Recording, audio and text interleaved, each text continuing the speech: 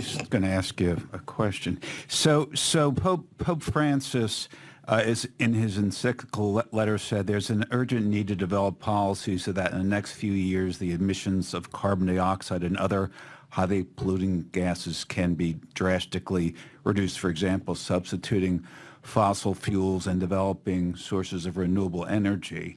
And the U.S. Conference of Catholic Bishops said that they stand united in the Holy Father and his call to protect creation. Do you think the Pope has been duped here?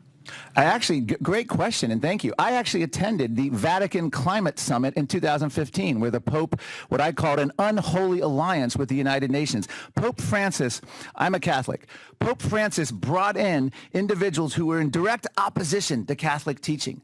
And they came in basically supporting abortion, population planning, fertility management, in the words of Al Gore. And Pope Francis aligned himself with extreme end of the climate movement, including people like Naomi Klein, including Jeffrey Sachs. So yes, I think Pope Francis is horribly misled. I think the problem with Pope Francis, not only is the Unholy Alliance, but he likes the solutions of climate change. So if you look at his encyclical, which I've done a whole report on a few years back on my website, Climate Depot, Pope Francis actually spends about less than 2% on the science because he comes from a poverty perspective in Latin America. He's essentially like socialism. So he likes the idea of a United Nations central planning coming in and doing it. He doesn't really spend much time on the science.